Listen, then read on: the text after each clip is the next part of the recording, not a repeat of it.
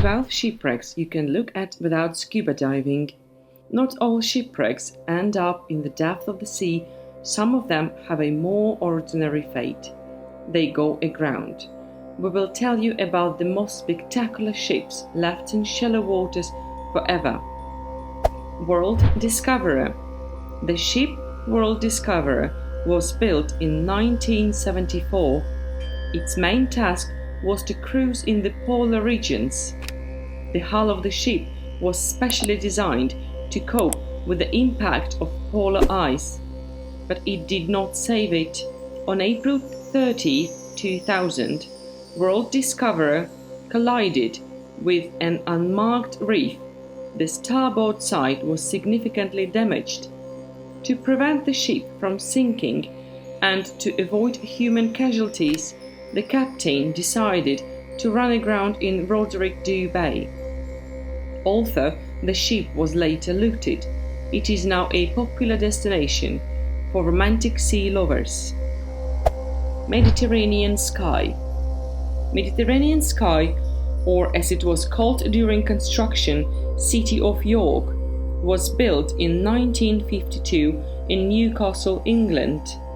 The cruise liner left London in November 1953 and was operated from this port until 1971, when it was sold and renamed Mediterranean Sky.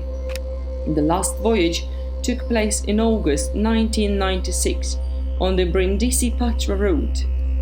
Due to the financial situation of the owner's company, the ship was seized in 1997.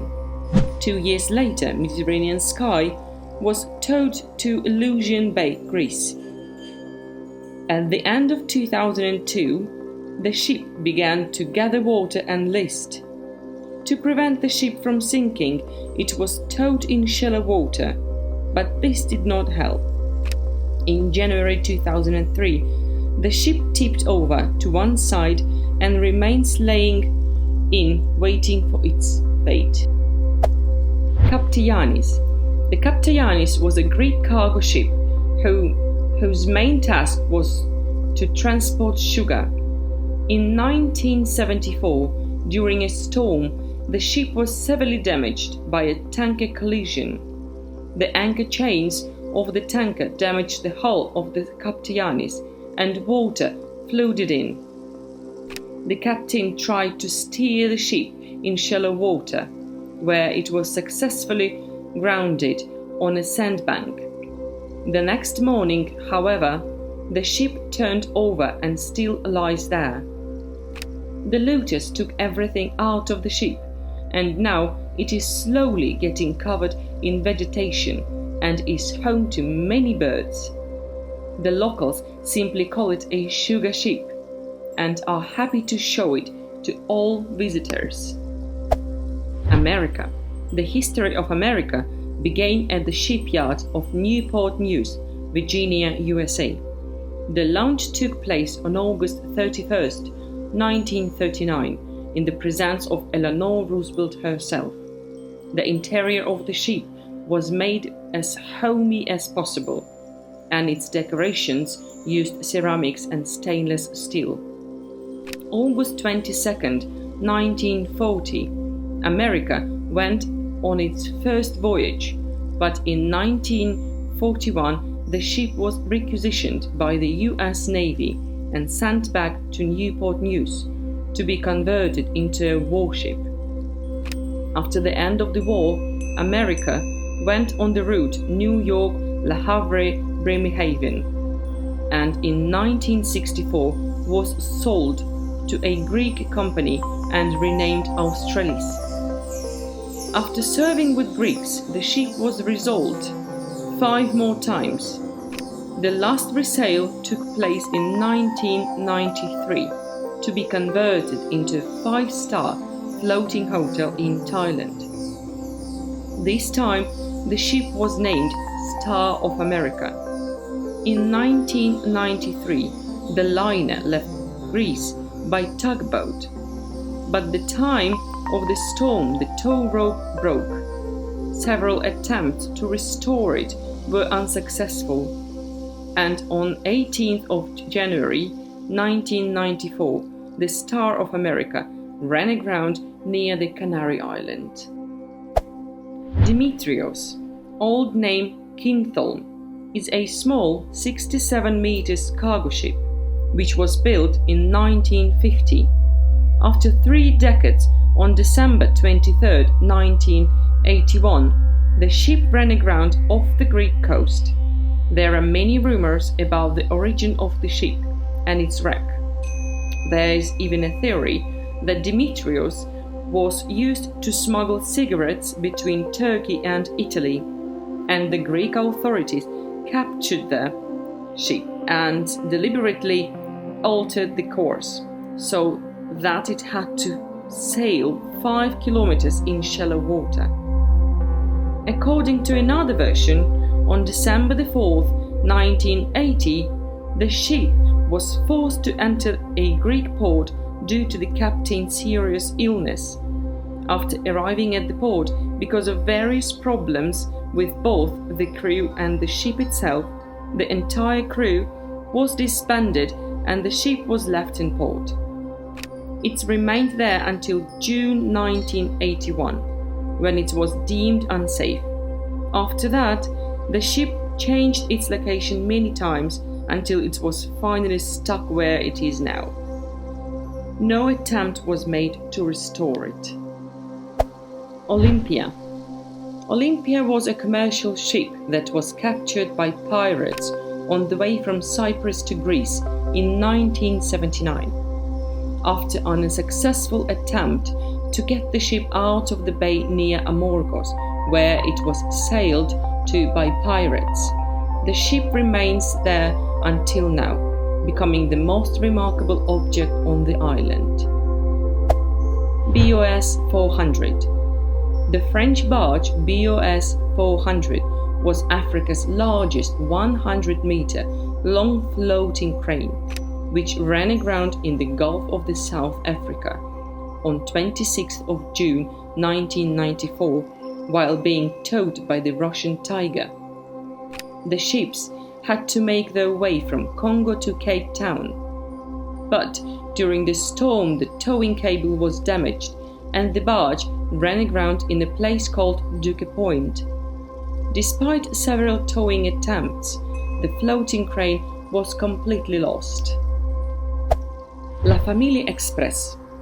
La Famille Express was built in 1952 in Poland and until 1999 served in the USSR Navy under the name Fort Shevchenko, after which it was sold and received its second and last name.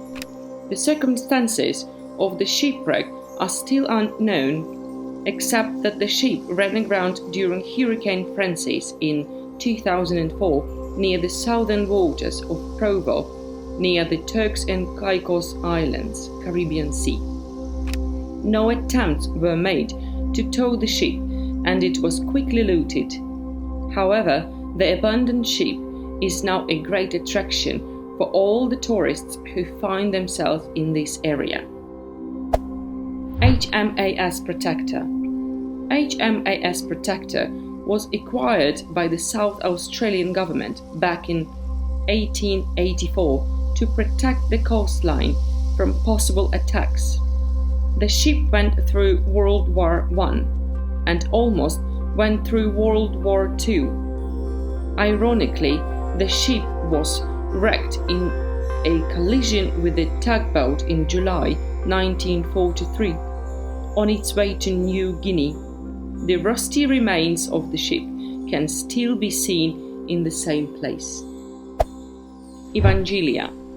Evangelia is a merchant vessel that was built in the same shipyard as the Titanic. On May 28, 1942, the ship was launched under the name Empire Strait. Later, it was also known as Saxon Star, Redbrook, and finally Evangelia. In 1968, during the thick night fog, the ship sailed too close to shore and ran aground near Costenesti, Romania. Some say it was done on purpose to receive insurance payment. The theory is indirectly confirmed by the fact that at the time of the wreck, despite the dense fog, there was no storm at the sea and all equipment was working properly.